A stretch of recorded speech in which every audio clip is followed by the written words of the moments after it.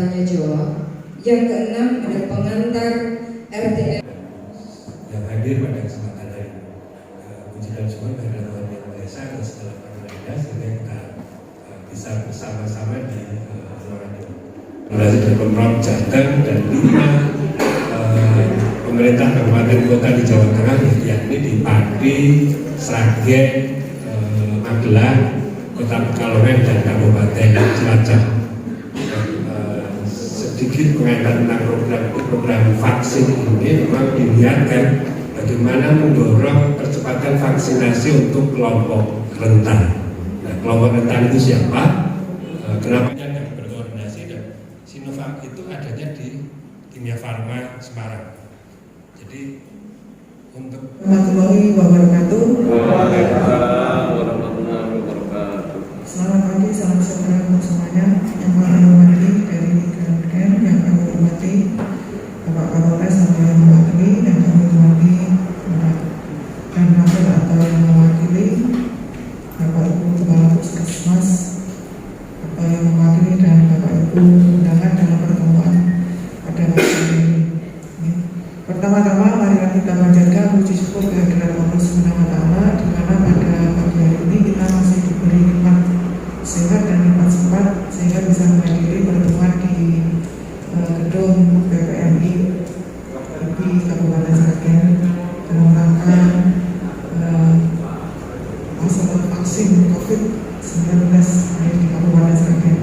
dan GAP dan IHSP, namanya IHSP itu kerjasama antara Indonesia dan Australia, khususnya dalam kesehatan. Di Sragen ini kegiatannya saya kira bukan hanya ini, ada beberapa kegiatan-kegiatan yang lain. Sebelumnya sudah ada Palang Merah Indonesia, terus kemudian kalau nggak salah juga kesehatan hewan juga yang dilakukan oleh IHSP. Tapi ini di luar ini yang kami lakukan.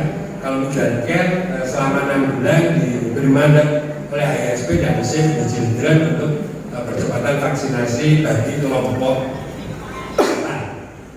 Nah, ini kita ada di Jateng, di Sulsel, Bali, dan salahnya di NTT. Yang kami lakukan adalah memperkuat kapasitas CSO. CSO adalah organisasi masyarakat. Jadi yang disampaikan itu untuk menggerakkan target sasaran vaksinasi. Jadi kemudian beberapa kegiatannya kemudian nanti salah satunya kami juga mungkin akan ada semacam talk show di Radio Sragen menjelaskan kembali tentang apa itu vaksin, apa itu KIPI, terus kemudian bagaimana pencapaian vaksin sampai saat ini. Kalau misalnya ada orang-orang yang masih mengkhawatirkan vaksin, nanti ada beberapa pesan-pesan KII yang akan diproduksi oleh kementerian. Yang kedua, kemudian teman-teman CSO ini bisa berkolaborasi dengan puskesmas, dengan dinas, TNI, Polri, dan stakeholder yang lain untuk mengadakan vaksinasi. Lanjut. Nah ini kami ada di sini di beberapa titik ini, di Cilacap, Kalongan, Magelang, Pati, dan Kabupaten Sragen. Lanjut. Nah, kelompok rentan yang kami maksud, yang menjadi sasaran dari kegiatan vaksin itu ada lansia, kemudian penyandang disabilitas, terus kemudian ada komunitas adat. Jadi komunitas adat, saya nggak tahu kalau di sini, misalnya kalau di Pati itu ada kelompok sedulur sikap atau samin yang ada di Sukolilo. Kalau di Cilacap itu ada di Dayuhur. Ini ada komunitas adat yang mungkin tidak terpapar informasi tentang vaksin dan COVID secara baik. Itu juga kita dorong dengan beberapa pesan-pesan ini. Apa sosialisasi kerangka kerja vaksinasi yang sensitif yang diselenggarakan oleh IHSP, Save the Children, dan Migran Care bersama dengan Dinkes Kabupaten Sragen. GSI itu adalah gender equality, disability, dan social inclusive.